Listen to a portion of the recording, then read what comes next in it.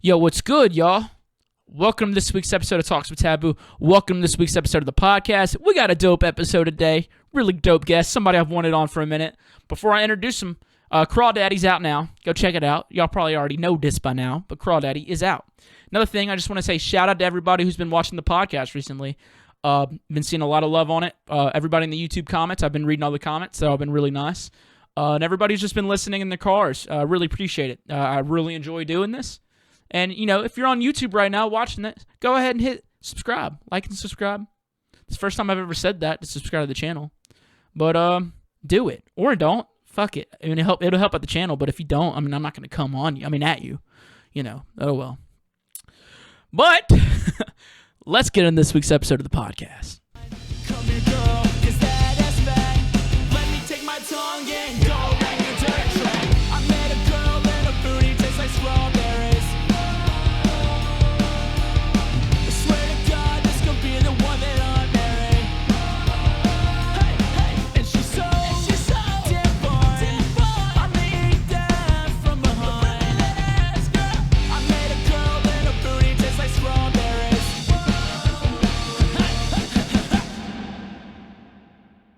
Joining us now is a man who actually read into the future of what I wanted to call my Facebook group name, and then he just made it. Somehow he read into the future, my mind in the future. He's a guy who's based his project off of a child's hand game.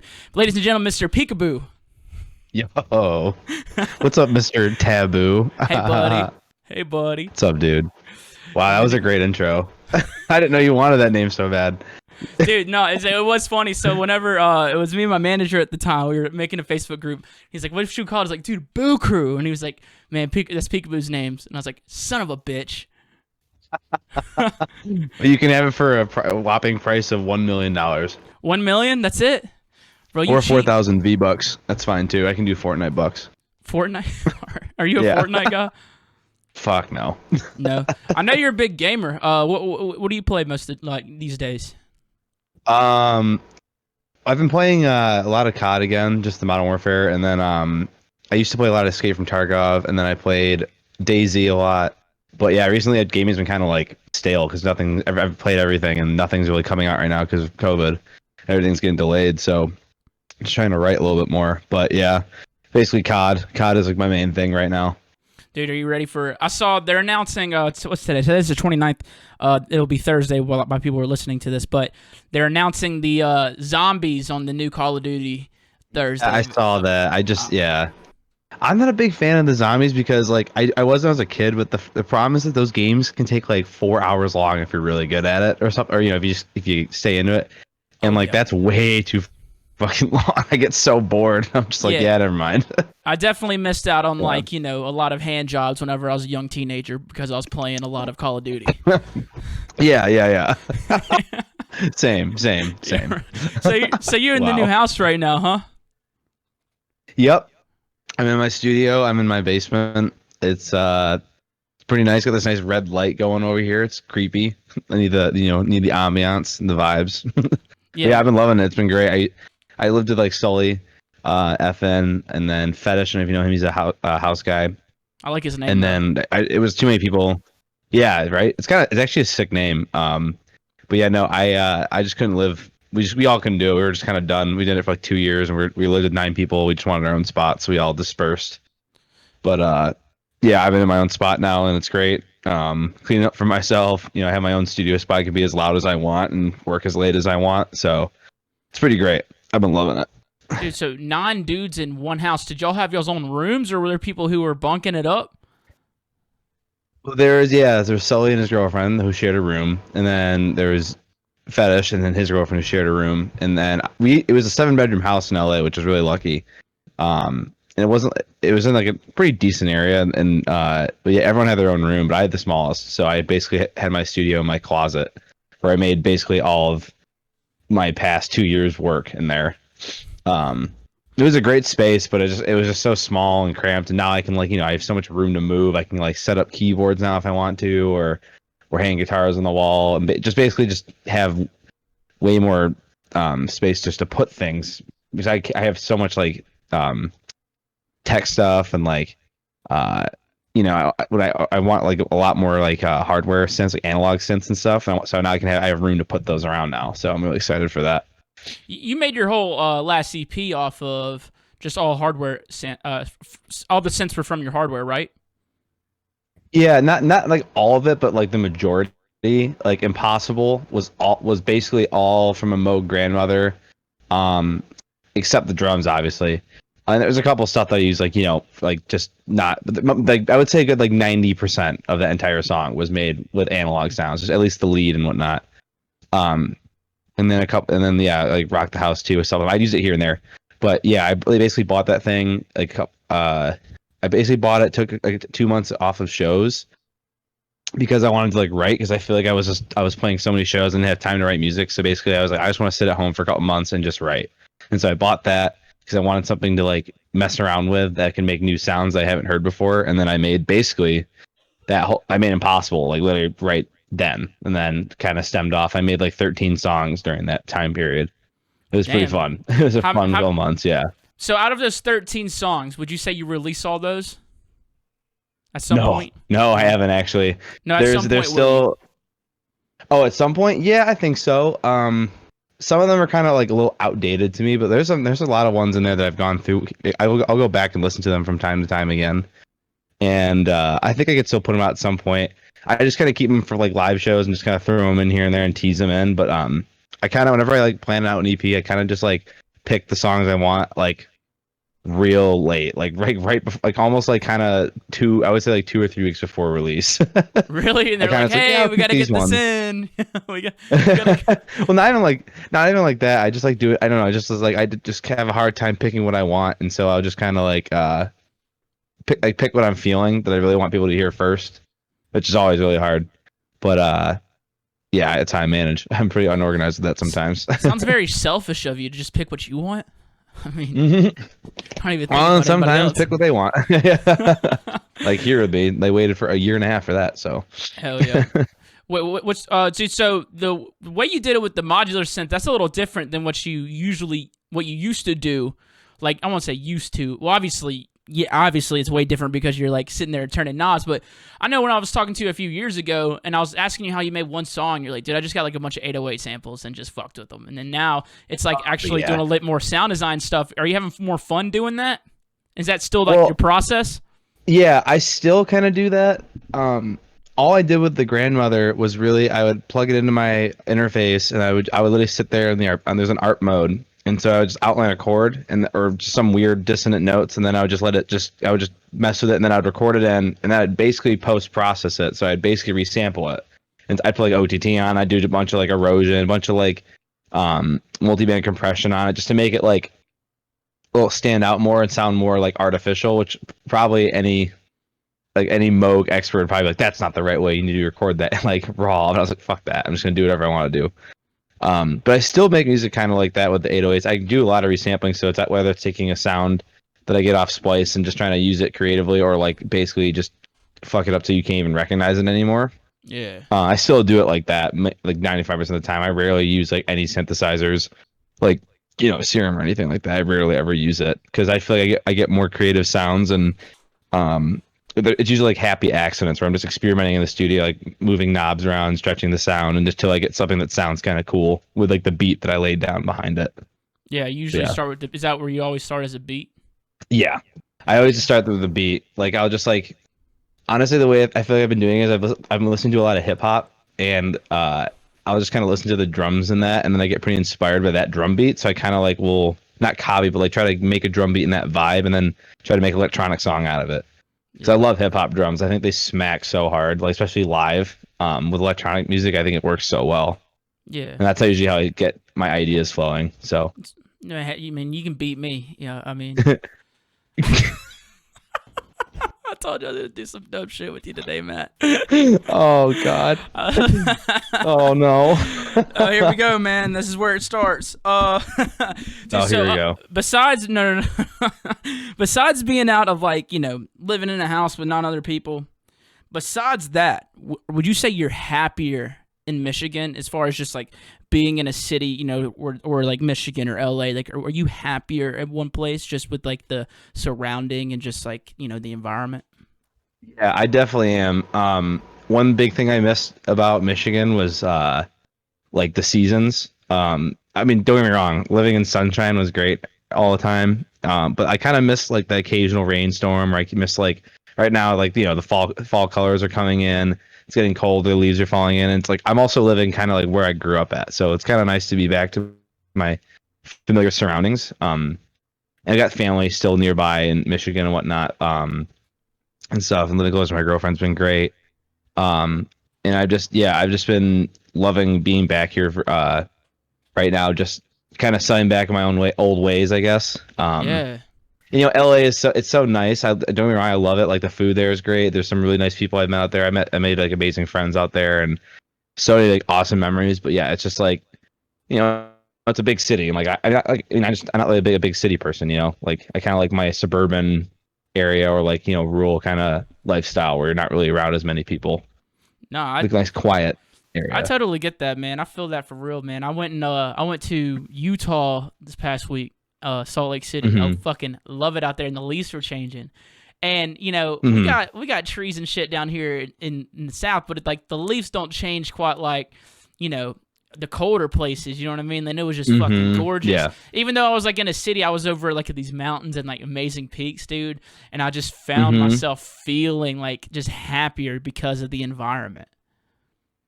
Yeah, I think that really changes a lot of people's moods. Like, I mean, just driving around today, like I was driving down my road. My road I live on has like these big fucking trees that have a bunch of like, they're just luscious green leaves, and now there's like a bunch of like orange leaves on the ground. And it's just like it's starting to like get that mix of green and orange, and it just looks so cool. Yeah. And fall is my favorite because like fall is always in my favorite seasons because it's like hoodie weather. It's not too hot, not too cold. It's just like getting ready for like a big, for all the best holidays essentially.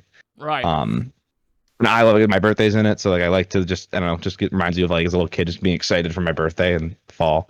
But Did you yeah. miss the snow? Well, I haven't even experienced it yet, but like honestly, I kind of do a little bit.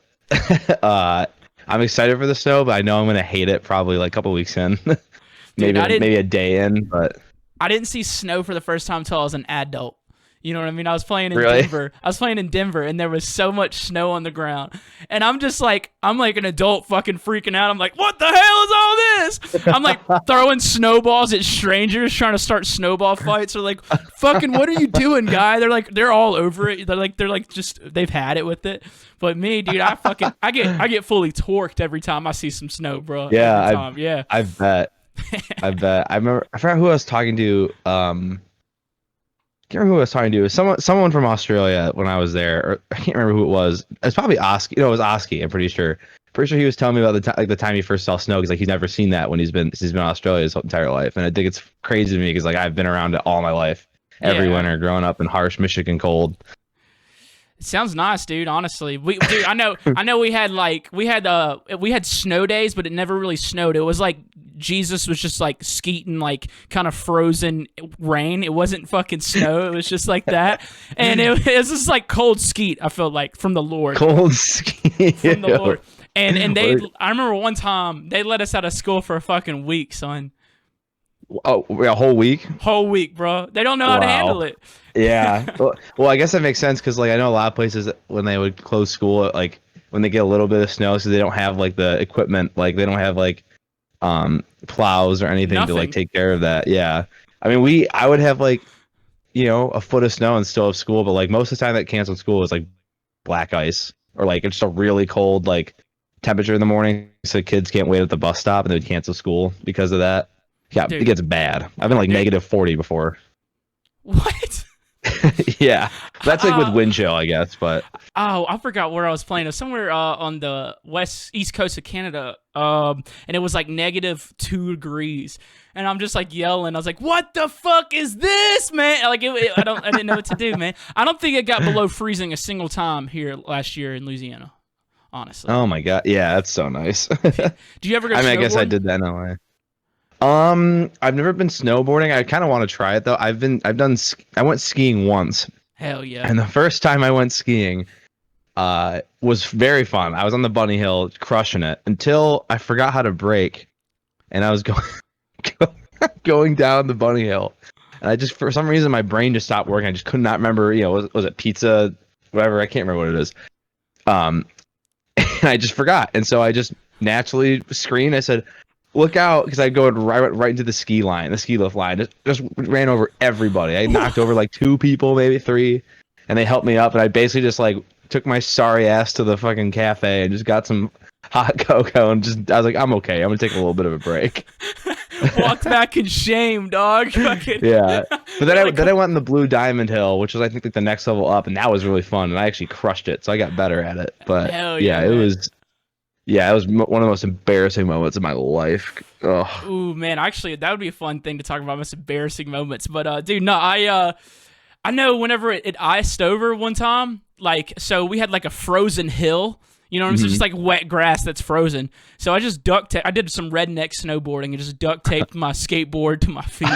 And you get one shot, because you can't get back up. Yeah. So fuck it. That was my extent to it. That's some genius engineering, to be honest. I think you could sell that like Toys R Us. Yeah, white trash engineering is what I like to call it. It's just a box. It's just a box with a skateboard and duct tape. I'm gonna start a class. It's gonna be called White Trashiology. There you go. I'm 100% backing that. I'll be there. I'll be the first student. I got a lot to teach on that, I feel like. Yeah, honestly. No, man, that's actually a funny thing. Let's talk about our most embarrassing moments, dude. I've got plenty. I've got so many to pick, dude. Let me get one. Oh, I'm trying to think. I don't know. Like, there's so many. Okay, here's something pretty embarrassing. This is my most embarrassing moment on tour, I feel like. Okay. I played in Eugene, Oregon for the Deadbeats takeover. Oregon or is it Oregon? It was. I say Oregon, but is it Oregon? I don't know. Is it Oregon or Oregon? Everybody in the YouTube comments, let us know. That's gonna start a huge argument. Here we go. Anyways, but I was playing there, and I forgot who I played after, but they hadn't played a show in a long time.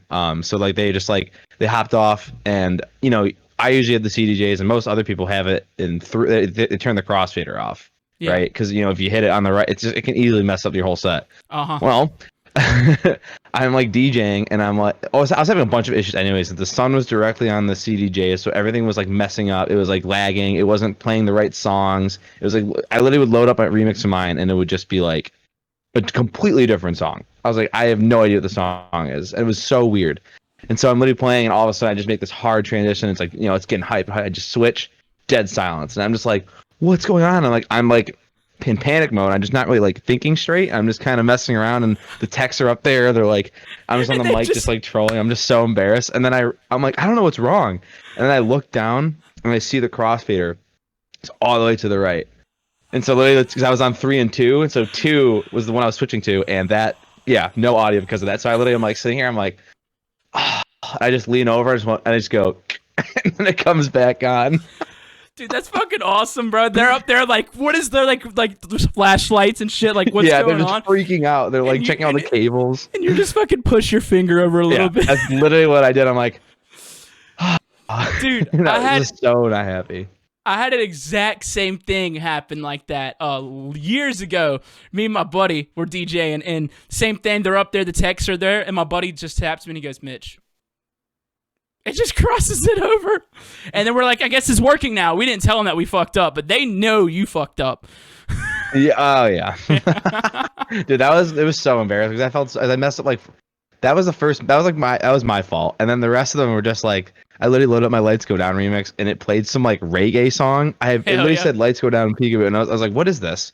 Like my USB when I exported must have like glitched, and it like overwrote song, and I was like, I've never seen that happen in my life, and it just messed. That set was a train wreck. It was just so bad, but I had a really good time, and the crowd was really cool. They were like, no, you're good, keep going. And then I pulled it off at the end. I figured it out. I stuck to literally 2 CDJs. I'm like, I'm not touching the other 2. People are usually pretty understanding with stuff like that. Yeah. I mean, it was so hot out that day, and the CDJs were just literally on fire.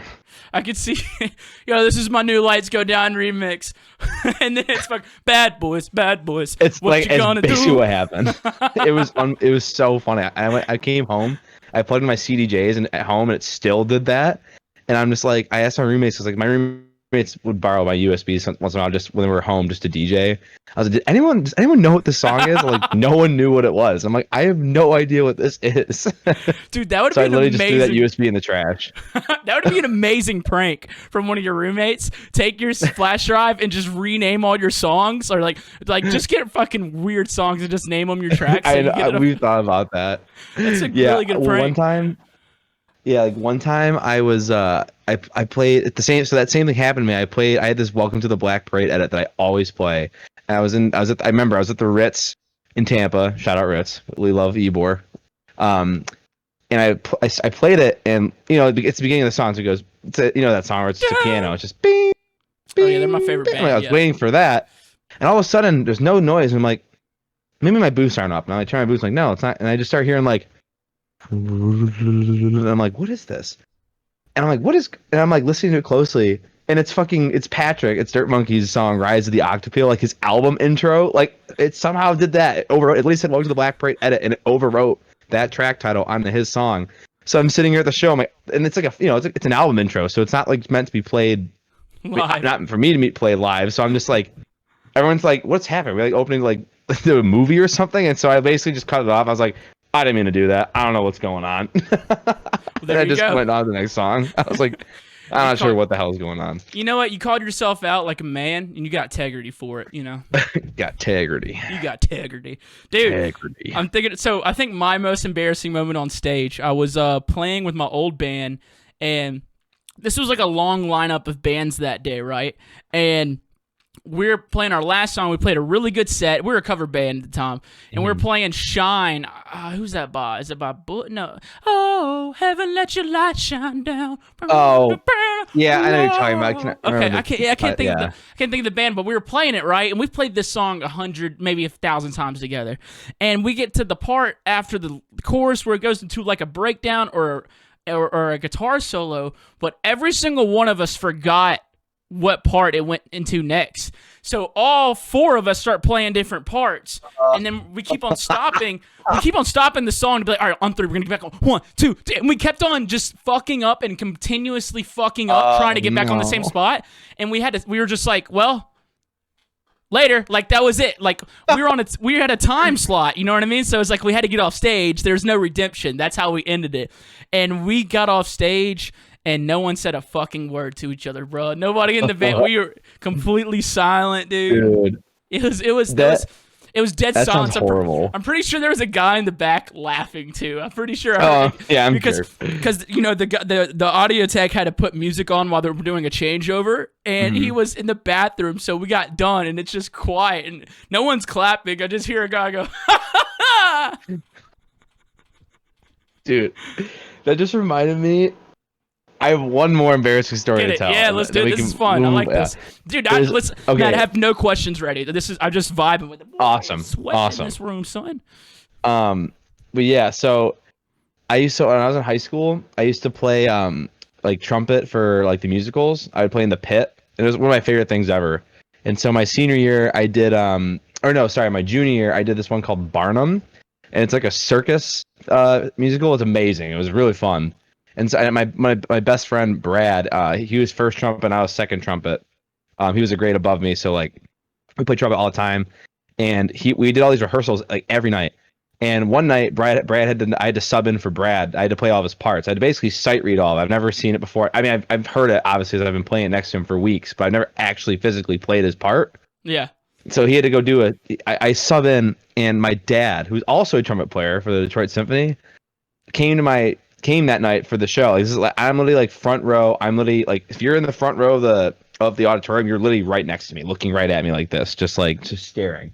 And my dad wasn't there. He was in like the back, but like I was like, there's a solo. So after the first intermission, there's a trumpet solo, and this next piece, it's right after the intermission. And first the tuba plays, and then the trumpet comes in. And it's like it's like really like it's shining on you. I'm the only thing playing. So I'm like during the intermission, I have this like mute in my trumpet. I'm nailing it. I'm like, this is gonna be sick. I'm gonna nail this. My dad's. I'm so pumped. And the song starts. The tuba's playing, and then I start playing. I just completely choke, and it's like there's nothing coming out, and then I kind of like. and I kept back in, and I nailed it at the end. I was like, oh my god, everyone was probably just laughing their ass off. I felt that was so embarrassing. My dad was like, my dad probably was wondering what the fuck was going on. Everyone's So laughing, funny. but your dad. Your dad's like shaking his head, like you're no longer part of this family. Like you've Yeah, dishonored it was, for the last time. dude. It was so embarrassing. But then Then he came back next year. I played my last musical, which was Shrek the Musical. And that was first chair. I loved that musical. My dad told me that he was very proud of me after that one, so I took that. Hell yeah! Did your dad go to a lot of your shows, or like even whenever you're doing all the musical stuff, or maybe as PEEKABOO, did he go to a lot of your shows? No, he really only came to like the band stuff that I did, like my guitar and stuff. But my dad's always supported. Both my parents have always supported electronic music, even though my dad doesn't really like it because he's a classically trained jazz guy. He would never listen to it in a day's life, but he respects what I do and respects what everyone else does. Because he's a musician, he gets it. But the first show he came to was my show actually last year in November on the Res tour when I played in Detroit. So he came to that, and that was his first taste, and he loved it. He thought it was sick. He's never seen me play before. And then my mom and my stepdad came out to another Res date. We played at Bill Graham in San Francisco. It was like 10,000 people. Woo. Insane. Like it's a it good was. show for your parents to see they came to that. time. Yeah. Yeah, that was their first one, and they were like, "What the?" And they're literally standing in the rafter, or the balcony, and they were wearing like my merch, and all these like kids are coming up. They're like, they just put it together, like, okay, see older people, and they're wearing PEEKABOO merch. They're probably his parents, and so they came up and were taking pictures of them. My mom was like, "They're taking pictures of me." I'm like, "Am I supposed to be doing that?" And I'm like, "Yeah, of course. Who cares?" It's like whatever. They're just stoked, they thought it was man. really cool. That is really cool, and I'm sure they had a great time. Like that's actually a really dope show for them to see PEEKABOO for the first time. It's like that many people, dude. My mom and stepdad, they haven't seen me as Taboo yet, but they were going to for Buku this year before it got canceled, and that was gonna be my moment, like the first time seeing me in front of like thousands and shit. I was gonna, but my dad, bro, my dad used to come see me my bands play all the time, and especially when I started playing bars, he'd be in the back air drumming, fucking drunk. Hell yeah, son, woo, just like that. But then he came awesome. he saw me as Tab. He came into my Kansas City show, and he's in there having a good ass time. And he's like, I see him on the dance floor. He walks up to me, and goes, "Son, you know where I can get some X, man? I'm trying to fuck." And I was just like, oh my god, the golden goose is on the fucking loose right now, bro. Oh my god. so I asked him. So I asked him at the end of the night. I'm like, Dad, how'd the show go? He's like, man, it's cool as hell, dude. Everyone was nice as shit, dude. Like the girls were hot, man. I'm trying to get up to the crowd to the front of the stage, and some people finding out I'm your son. They're like, want to take pictures, buy me shots, give me cocaine, man. It's a good ass time. And I was just like, hell yeah, Dad. Glad you could.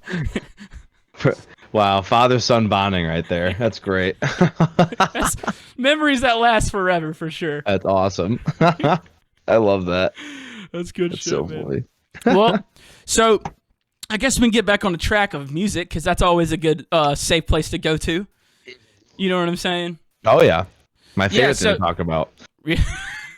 I don't know if you're sarcastic with me right now. It is my favorite thing to talk about. We do not have to talk about music. Like I said, there's no questions. I'm just flowing off the cuff. We're not talking about music today. All right, dude. Let's talk about politics, okay? Yeah, see, that's what everybody loves. That's what really gets a nice conversation going. What's the over/under on the fucking debate tonight, huh?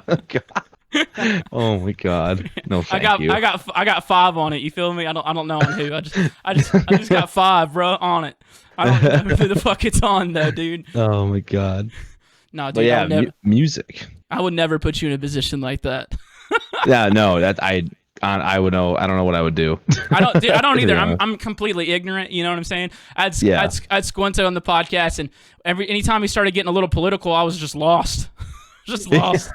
Yeah, I'd probably be in the same boat too. I also just like, fuck it. I don't want to even talk. No one wants to hear about. That's all the world talks about. Yeah, dude. So let's talk about the music, man. So actually, so something to do about with traveling because, like, I've been thinking a lot about moving. You know what I'm saying? So you just moving back from Michigan back home. I mean, obviously, I probably will never go back home to Mississippi just because it's not a dope place to be.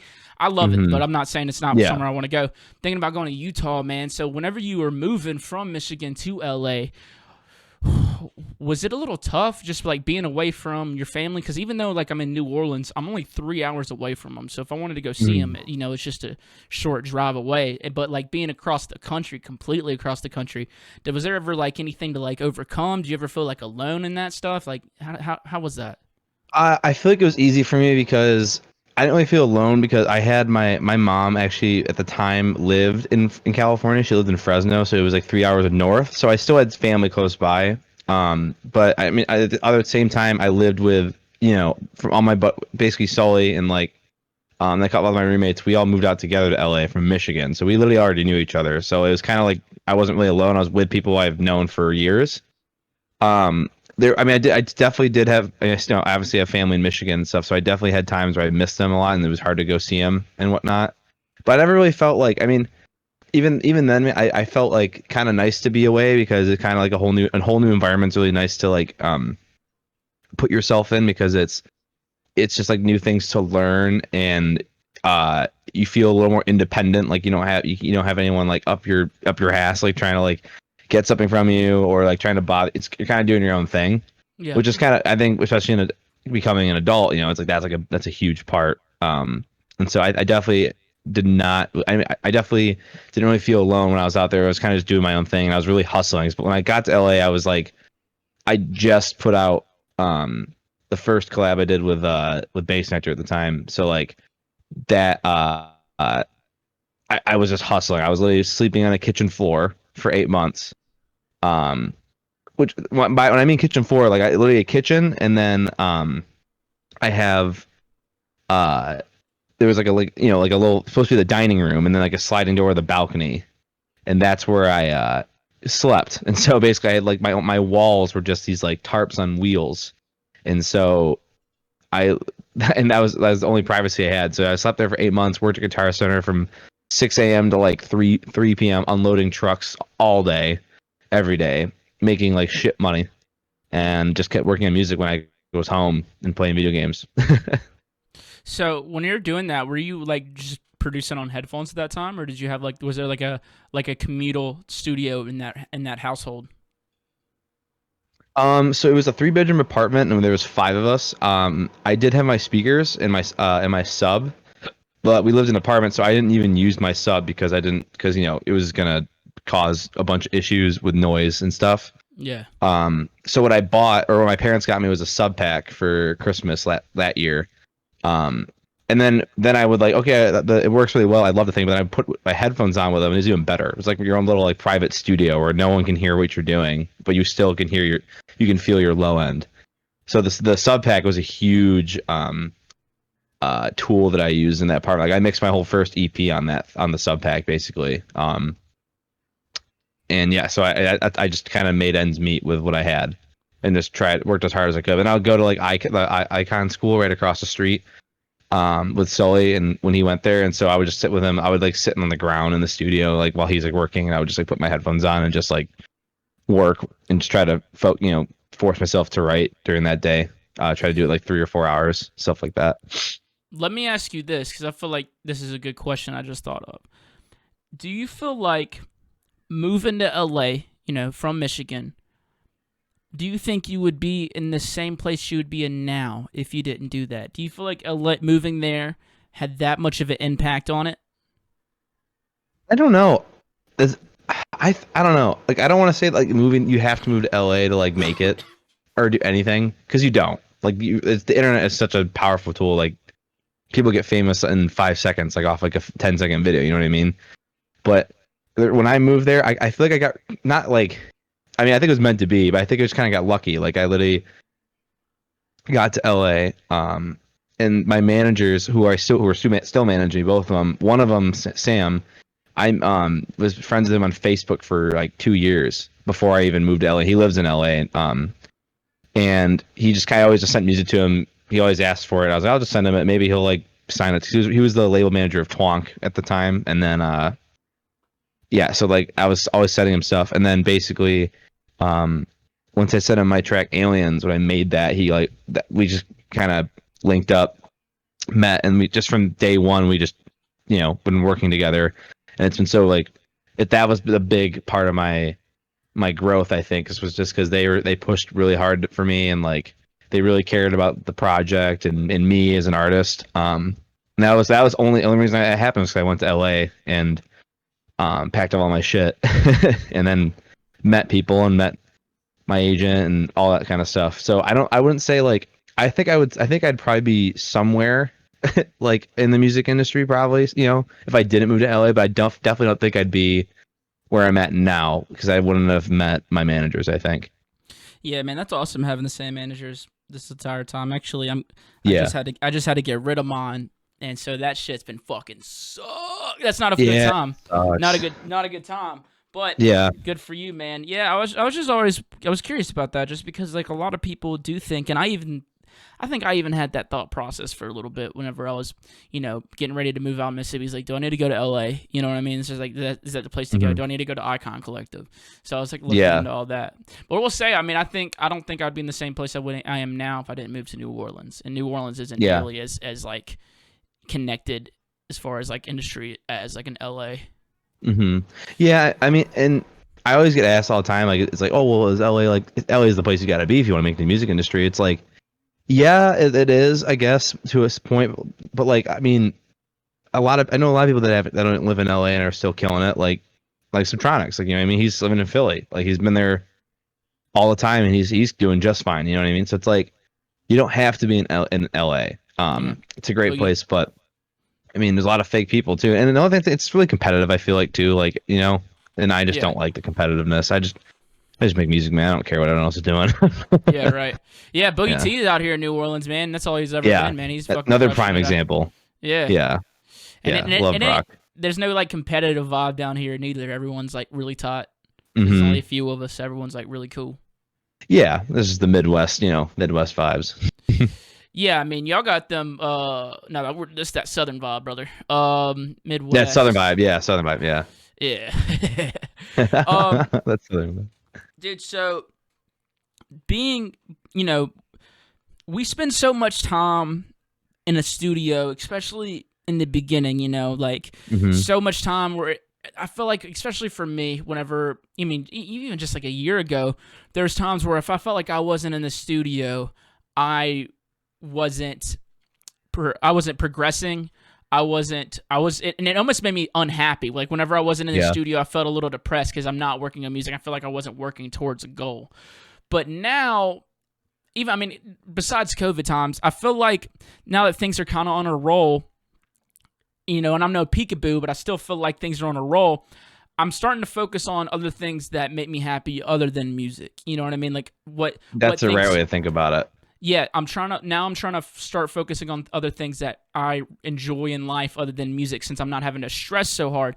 And Yeah. my question out of all that is just saying, like, is there anything for you, since like, you've kind of gotten to a point where, peekaboo is a really big thing, and in a way it probably has the wheels turning without you being right on it for that every single moment. You know what I'm saying? So are there things that you've kind of, want to do, that try out now because you heard a spot with music, or things that you've been finding recently that you kind of make you happy? Yeah, no, I actually like talking about this all the time because I always have like kids ask me about this. I used to be like, I feel like I used to do the same thing where I used to work on music 24/7. Like I feel like I had to do that to be productive, but that's like the opposite way of thinking. Like when you're doing that, when people work on music 24/7 and don't ever take a break or like kind of do, like, be a human essentially, I feel like you just write not great stuff because you're so stressed. You're like, I need to work. Like you shouldn't have to like go in the studio treating it like a job. You should need to treat it like just something you like to do. I'm feeling like I want to do this today. Like I want to write a song. Like I'm feeling that. Like when you're writing, when you get in the studio, you open up like Ableton or something, and blank project, and you're just really inspired. I think that's when you make the best stuff. Yeah. So what I do is I mean honestly, like, I've been touching Ableton here and there, but like I'll have periods where I just like don't even leave Ableton for like a month. I'll just be writing a bunch. And then I have periods of like a month or two where I just don't really touch Ableton. I'm just gaming or hanging, spending time with family or friends or whatnot. Just doing other things. Mostly gaming because that's like a good escape for me. Like when I'm, not working on music, it's just kind of like, cause I get inspired from like, the soundtrack in the game, or like I'm just like playing with friends, just having a good time. I think it's super important to like to do stuff like that instead of always thinking about music and always thinking about how to progress. Because like even if you put a song out and it does really well, like you can sit on that for a while. You know, what I mean, you don't have to like feel like your brand is deteriorating or like, oh, if I'm not like tweeting today, like I'm gonna fall back a step. Like you're always still gonna be there for your fans and around there, and people are always gonna be talking about what you're doing and stuff like that. So yeah, that's my points on that. That's one of my favorite things that I always stress on to like people who are like up and comers and stuff when they're trying to produce. Yeah, and I feel like really have just started focusing on that. For the longest time, I was just so caught up in just like, making the best songs I can, writing the best jokes I can, and then it's just like, and it's fun. I enjoy doing it, but like now that I'm in a point to where it's like, especially, I feel like COVID also helped me to where I was like, oh, like I'm not touring right now. Like, why am I, so hard on myself at the moment? But also just like, even before, it's like I felt like the ball was rolling to where I could kind of take a step back and just kind of let that ball roll and then find a new ball to roll. That another ball that like kind of makes me happy. Is there anything that you've been finding that makes you happy? Like anything new that you've been doing? Anything like that? Well, I haven't been doing it a lot recently, but there was a period of time where I was running a lot. Just going to, like my old high school and just running, just doing like trying to run like a mile or two, just exercise. So that's something new with COVID, just with all everyone being so concerned with health. I just feel like, well, there's nothing else to do, so I might as well go like run, And that actually is like really nice because like I'll make a song. I get my running shoes and then I'll put on my AirPods or something. I just go sprint around and just I basically like do like a AirPod what's like a little test for like my new song that I wrote or something. So I'm just like listening to it while I'm running and like and running just makes me feel better and it gets me inspired and just to get me out of the house because we're always locked away in front of a computer screen for hours just working on music and it can get a little tiring sometimes. Yeah. So that's something new I've been really doing. Not recently, but I need to get back on it. Yeah. I know whenever I was a kid, like things that always got me torqued were like hunting and fishing. Like I always loved hunting and fishing. And then whenever I started getting hardcore and producing, dude, I wasn't fishing, I wasn't hunting. But now I've been getting back into fishing. Gonna go do some hunting this hunting season, dude. And I'm just happy thinking about it. You know what I mean? Like that stuff. Yeah. Just things like you do when you're a kid that you just enjoy. You can pick back up. Yeah. It's always good to touch back on that because that's where like. When we were kids and we're being raised, I feel like that's where, especially with musicians, I feel like a lot of our, like who we are as like a musician, like our sound is influenced by what we did as a kid. Like when I was a little kid, I listened to a lot of rap, like hip hop and stuff, and then I get the jazz element from my dad. So recently I've been making a lot of similar things, like in a way, like just in that kind of genre. And so I'll like go back listen to like old albums that I listened to as a kid, like I've been listening to a lot of throwback stuff, like old Eminem, Black Eyed Peas, like stuff like that, like just old like 2000s pop hits and stuff. Yeah. And that gets me really excited to work because I remember like when I was a kid, like hearing that for the first time, like wow, this is amazing, and just like getting really psyched about a song or like an album. Like I was really attached to. Like one album I was really attached to was "How to Save a Life" by The Fray. That was like one of my favorite albums. It was the first CD I ever bought. Amazing album. Yeah, amazing, incredible album. And that was the first one I ever owned as like a physical copy, and it came with the lyrics. I remember my mom would be driving to the grocery store, and I'd like to be sitting there like reading the lyrics, like learning them over and over, like crying in the background, like yeah, just sobbing. Man, are you okay? It's such a good song. Yeah. I don't know, dude. So you say it's our music now is a product of what we listened to when we were a kid. I don't know, dude. I feel like my musical taste was like really bisexual. Like I listened to a lot of different things, man. It was like a lot of my, wow. like what a way to describe that. Yeah, very bisexual awesome. musical interest. Yeah, it was like a lot of fucking like Blink. My Chemical Romance, like a lot of R. Kelly. And I was a massive R. Kelly fan. I know that, I'm not anymore. I used to be. Well, yeah, right. But like a lot of Skynyrd and yeah, Zeppelin and shit like that. It's all over the place. But even if it doesn't sound like that, like those elements of that stuff, like still I feel like translate to what we do. Like especially with like dubstep in a sense. Like I listen to a lot of metal. Yeah. And stuff and like Lamb of God, but like if you think about it, like metal is basically dubstep. essentially. It's literally What the did you same, say? usually the same. I said Oh my metal is God. basically dubstep. Yeah, Dude, it's metal guys are foaming out the mouth right now, dude. They're like, "How dare you?" I hope they do because Come I on, mean, Adam. Come on, it's come at it's Adam. definitely generated from that. Like because like dubstep definitely derives from that because it's just like the same BPM, same tempo, same like format, just with different sounds. Like yeah, I'm not saying metal is dub. Like it's just like I guess I'm saying dubstep is kind of like metal. I guess I'll flip it around. That way they don't attack me. Dude, I mean, what are they Yeah. gonna do, bro? What are they gonna do? Mosh pit me or something. I don't know. Hey, dude, Throw I yeah. like a good mosh pit, bro. Yeah, Like I don't like a to metal mosh pit. participate. Yeah, I don't like to participate, but I like to be an audience member.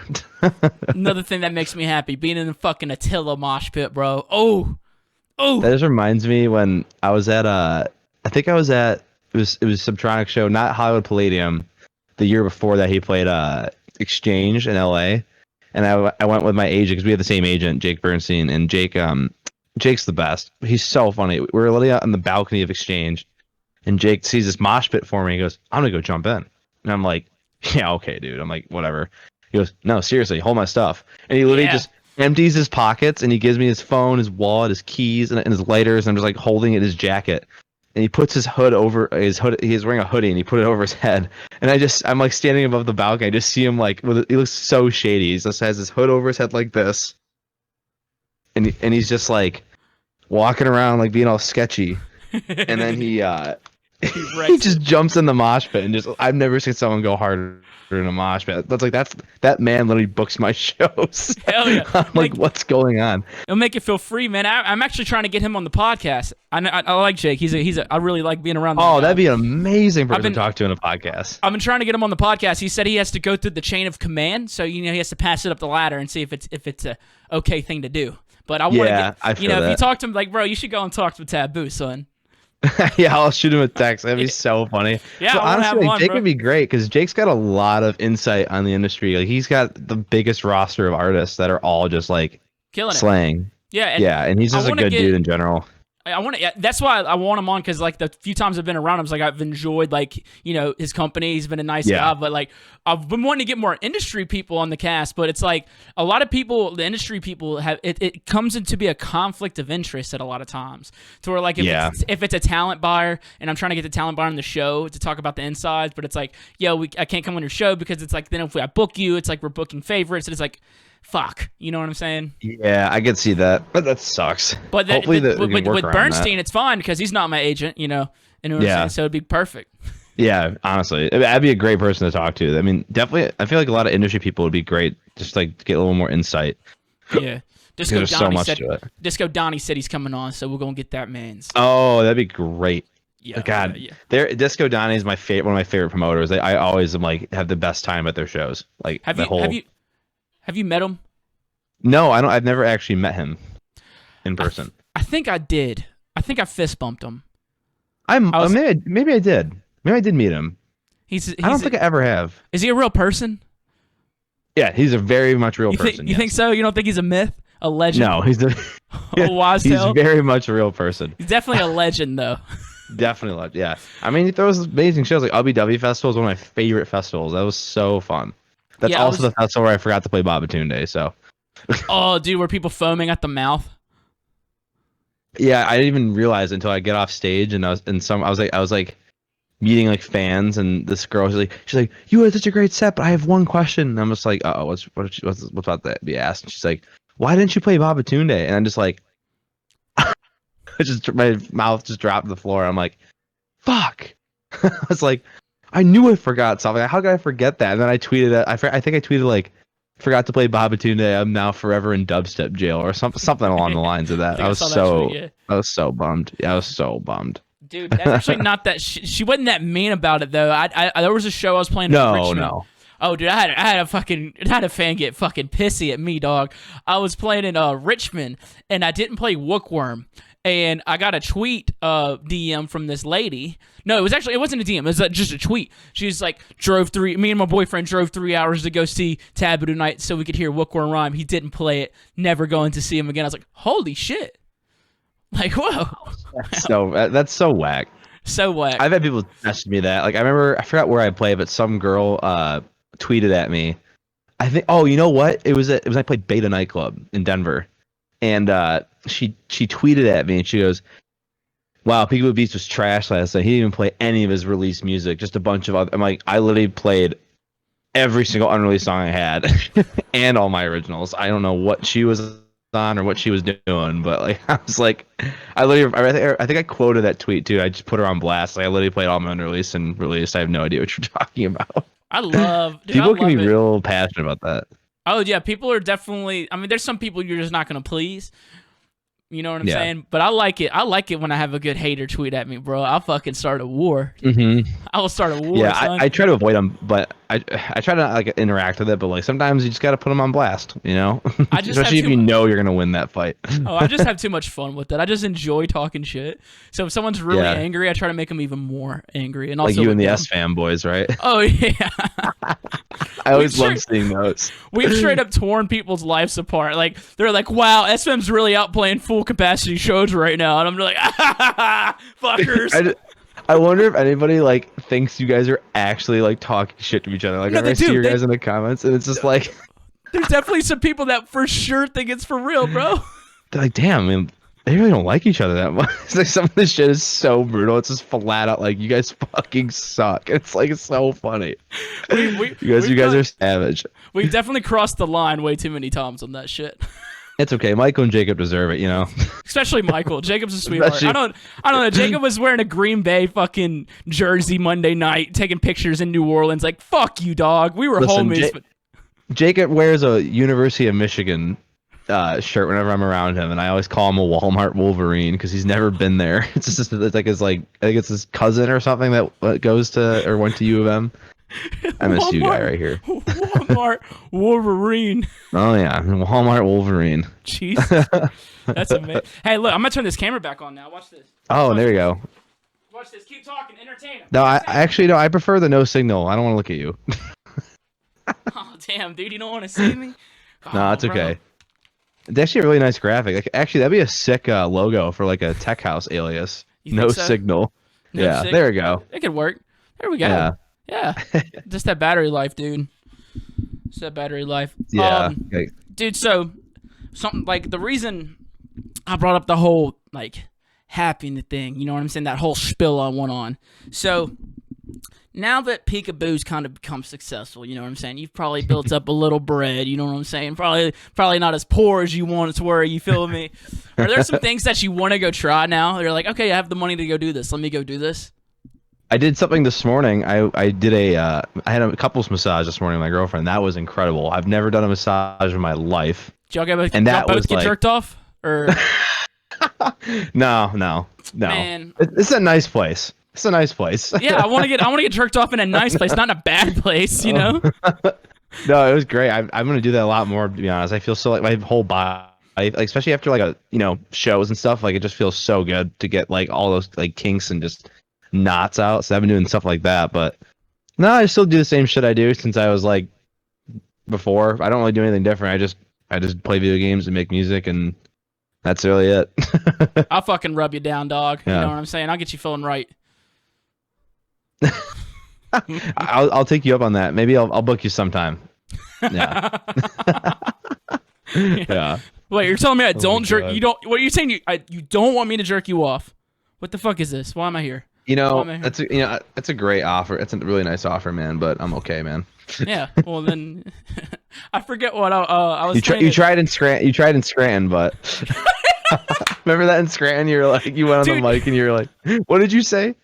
All right, so the people who was don't so know, funny. we played a drive-in with Scranton a few weeks ago, and I got on the mic and I was like, oh fuck, man, I just was off the dome. I was like, what's really cool about these drive-in shows is, you could be fucking right now and nobody would know.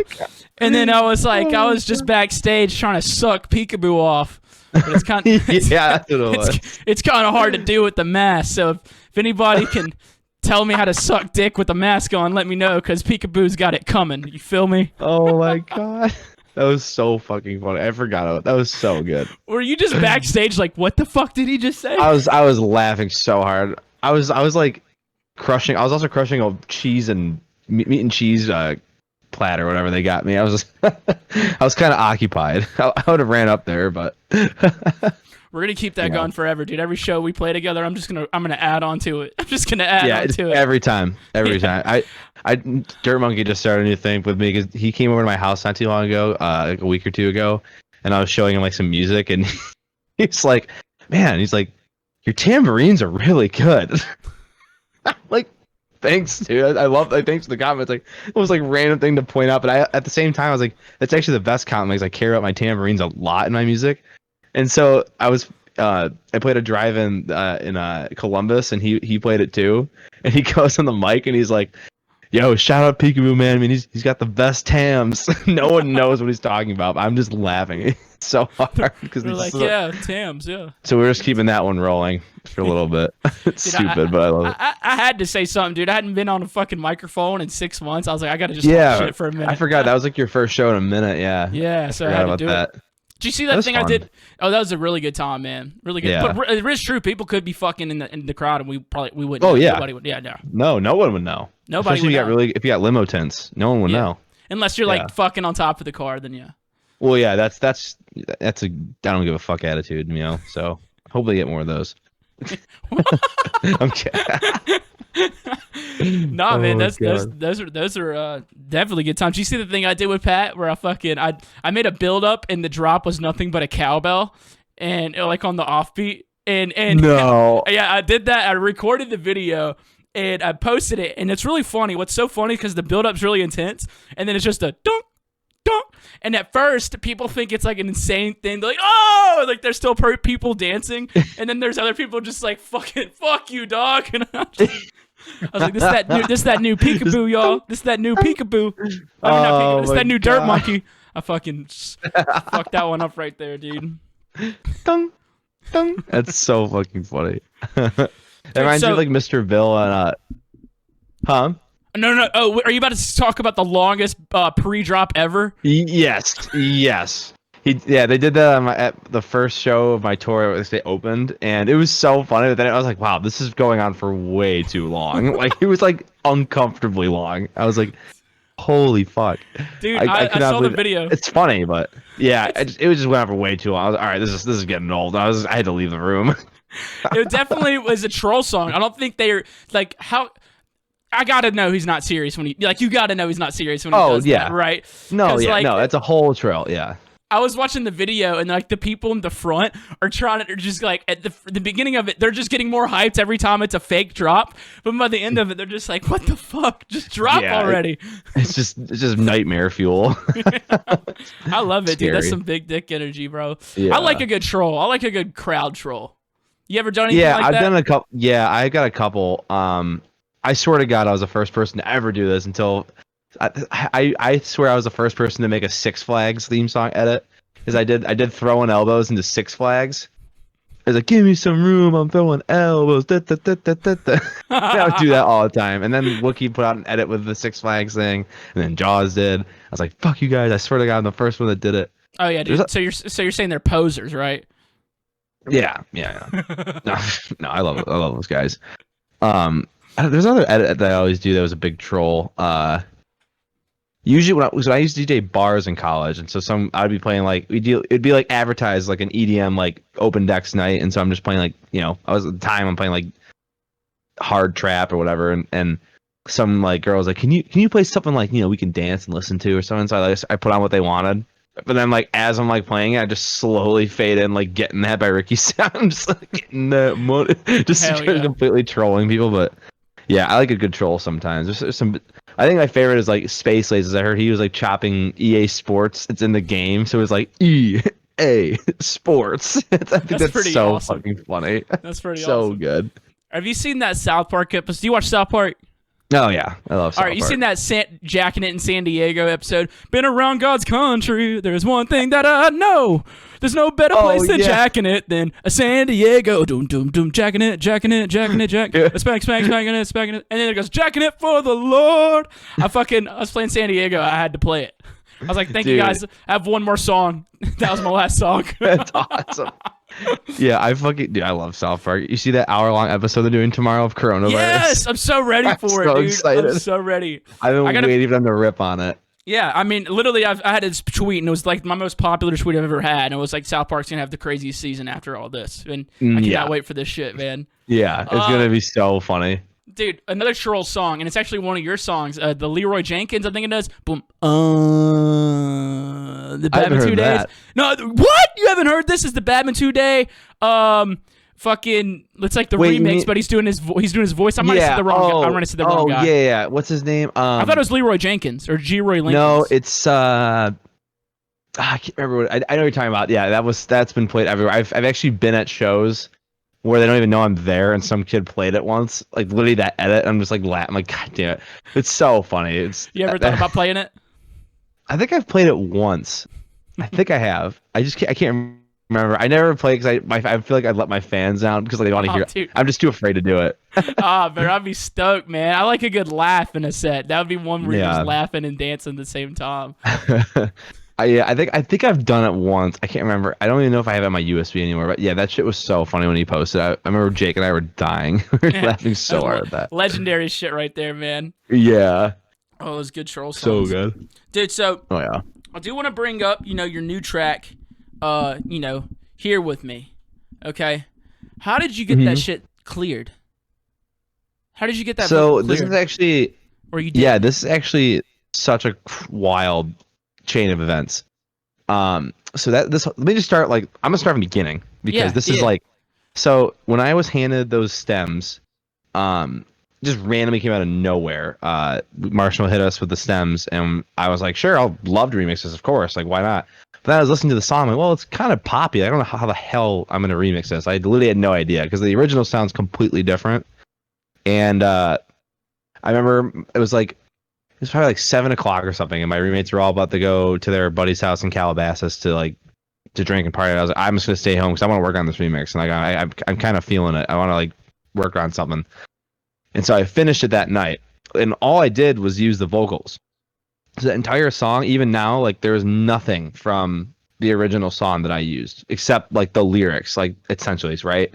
So it was gonna come out on their remix package, but then it got canceled because the singers' churches in Marshmallow had some beef on Twitter. So naturally, the package just dissolved.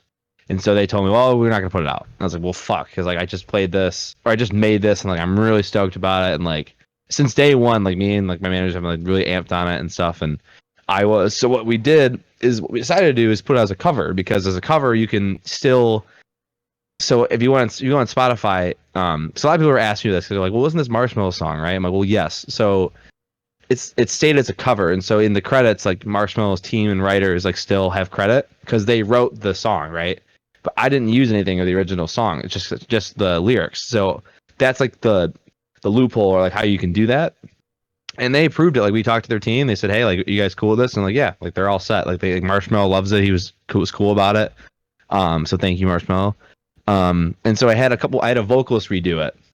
The first one. Okay. Didn't so really you work actually- out.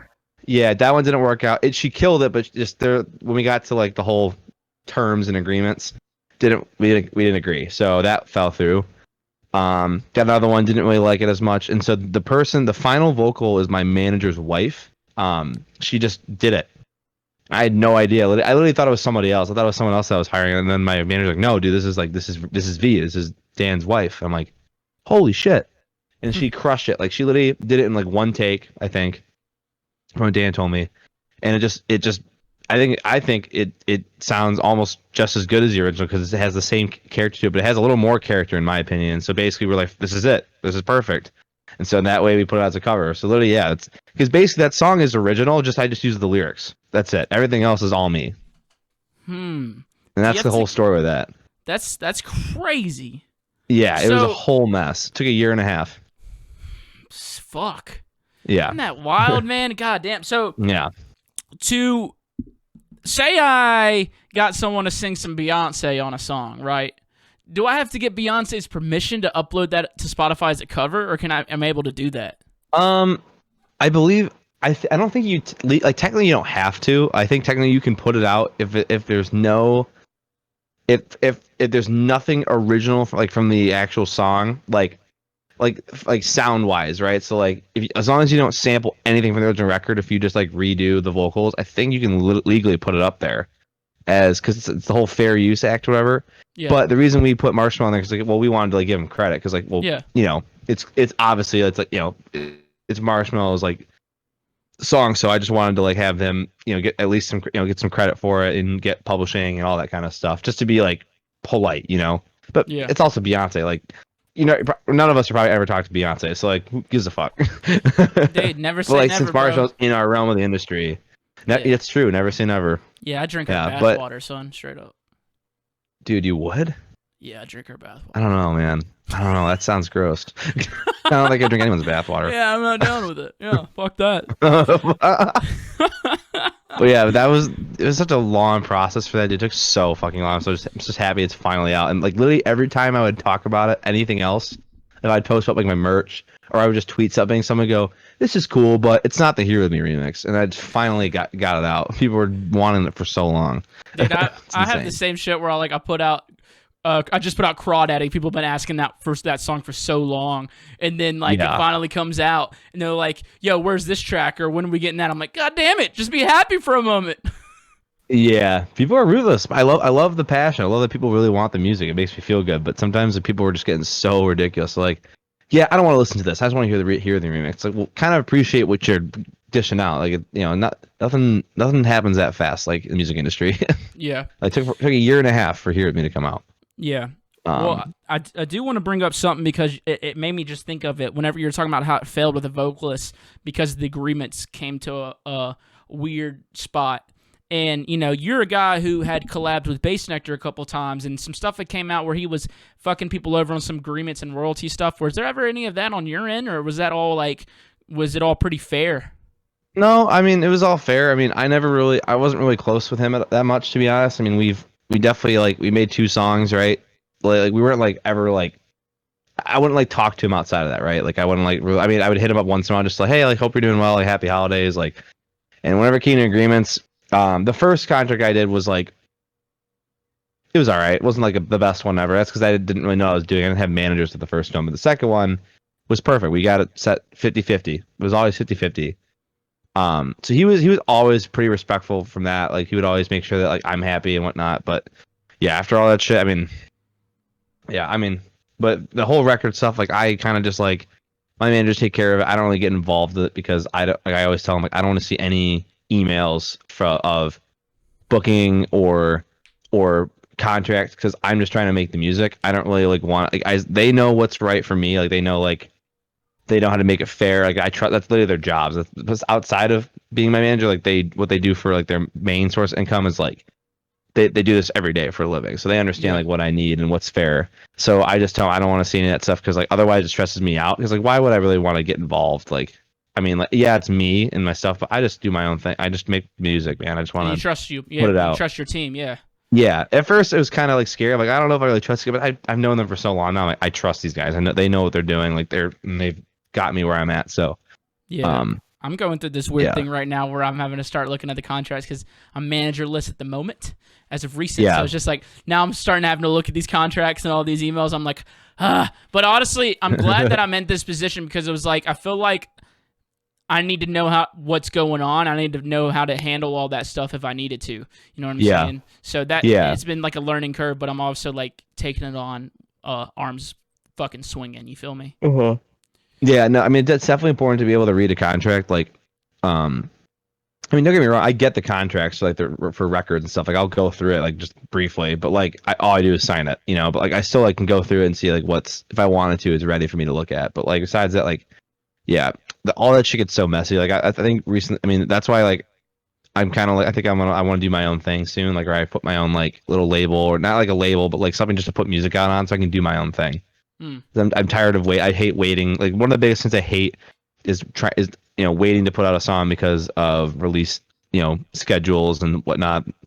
I just want to be able to upload. I wish I could just upload, be and just pay do that. But you can't really do that. Yeah, it's not really smart to you can if you want, but it's always good to plan out releases and stuff, and that's what I always do. But it does suck sometimes. I want to I've been thinking about doing a side project too, and trying and just doing weird beat ideas that I make and just upload them just to have something for my fans to listen to. So it's kind of what else are you working on that's not PEEKABOO, Yeah. I kind Yeah. of want to do. I'm just trying to think of a name and just trying to like Just do think how Peekaboo to best go backwards. about it. Backwards. Do it See, that's what backwards. everyone was telling me. Would it be the same style of music? No, it would be like I don't know. I don't even know what it's gonna be. I mean, I don't really have any definitive plans of starting one. I mean, I've just been thinking about it. Um, just because I want to kind of move in that lane where I can just do whatever I want. Like it's probably. I mean, I'm thinking about doing like R&B kind of chilled out beats, something like that, or just like I don't know. I just want it to be anything, just anything that I make for in my free time that doesn't really fit the Peekaboo sound. Because I do make a lot of those bullshit like ideas and stuff. I just Yeah. want to upload it and just like have like almost like how Saruta's like has a second page called Cousin Lit or whatever. Yeah, It's and kind of like also that.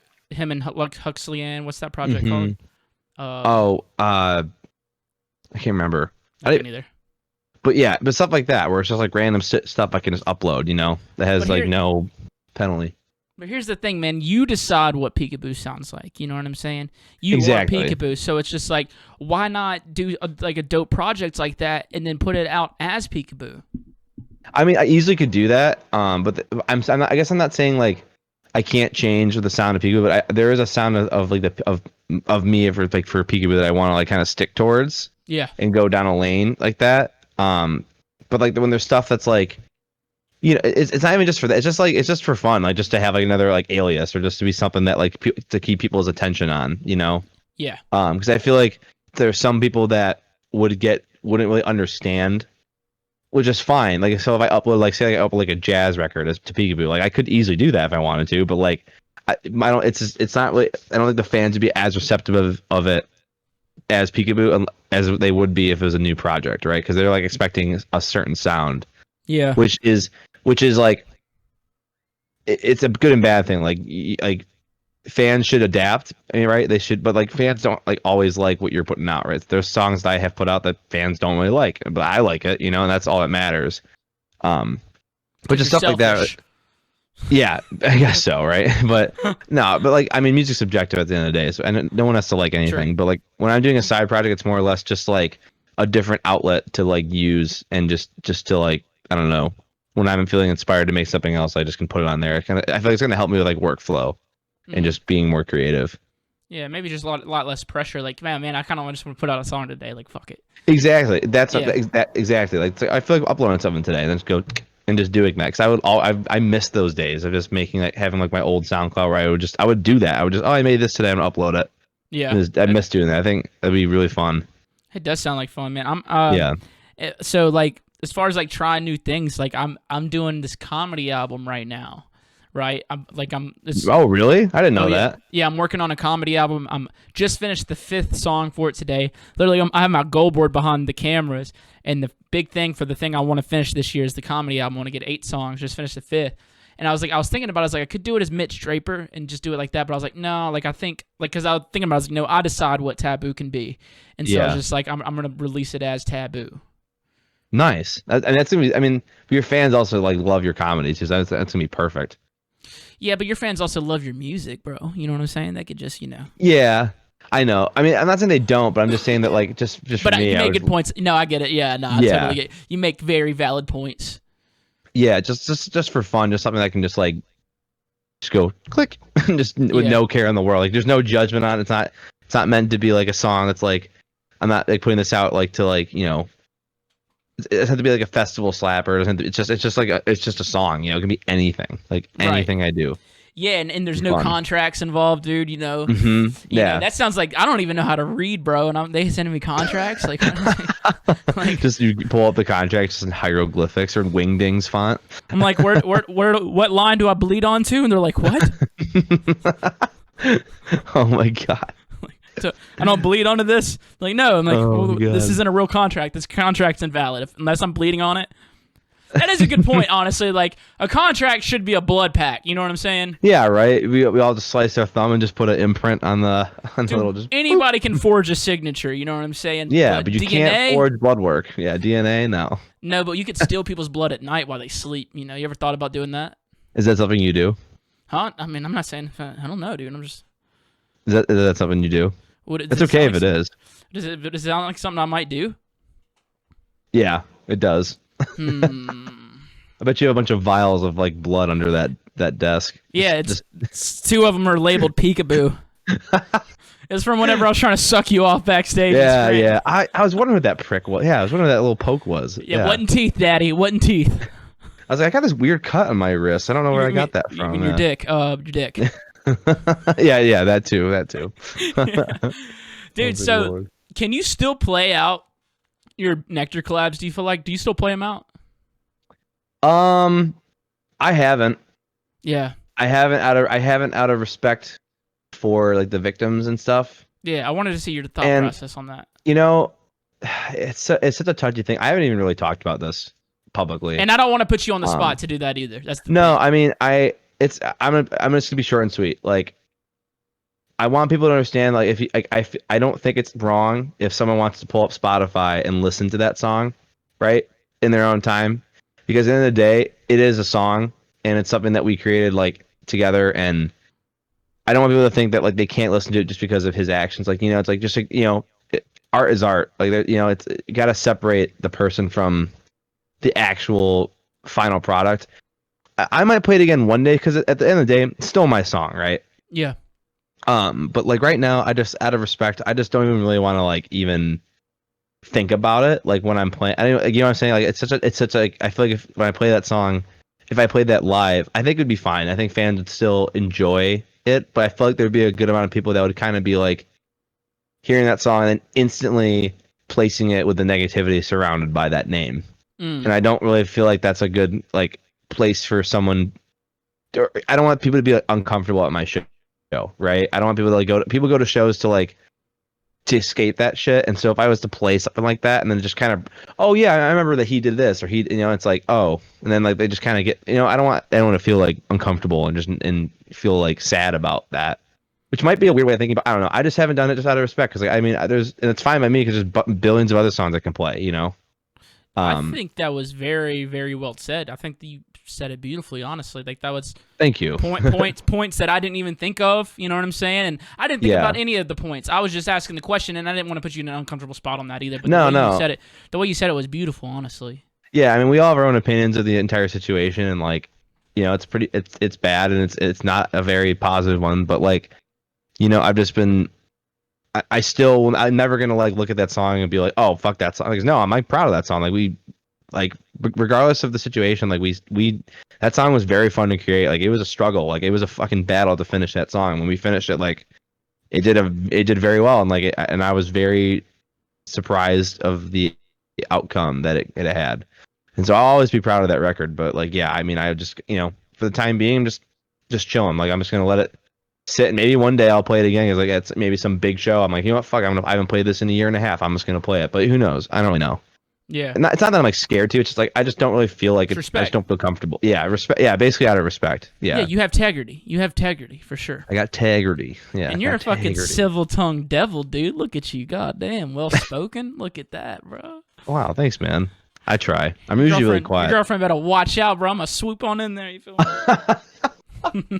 Oh my god, I'll let her know that. Yeah, dude, tell her to watch out, son. I was saying that shit to Sully's girlfriend. Oh, Joey, yeah.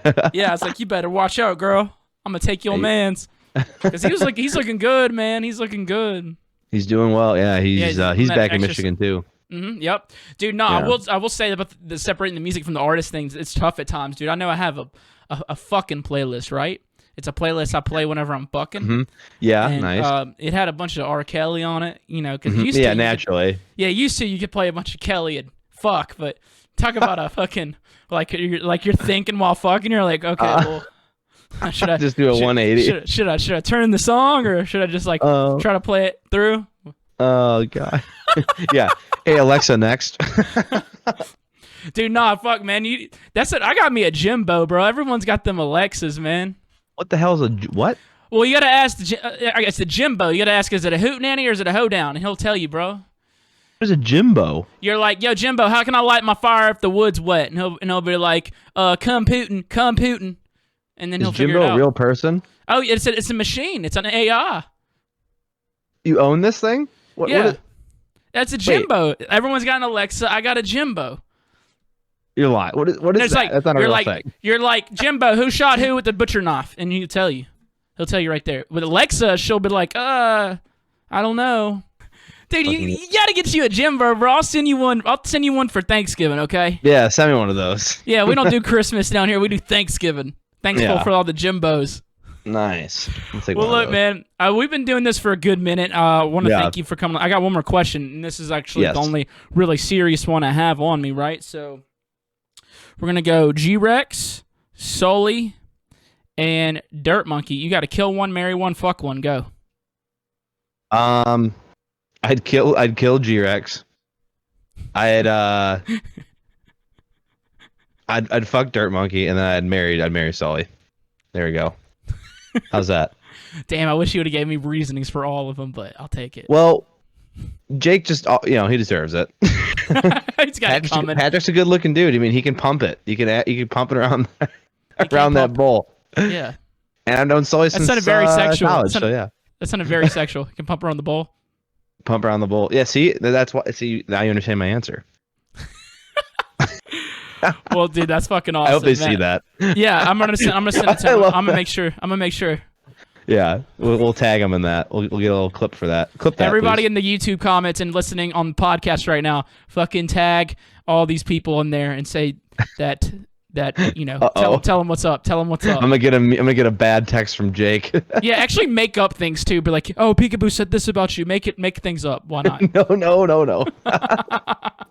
Oh my god. Well, look, Matt, fucking thank you so much for coming on the show, man. I've wanted to have you on for a fucking minute. You know, every time we've been able to hang out, it's always been a good time. Always a lot of laughs and shit. So I'm always glad when we can hang out, bro. Even if it is first lie.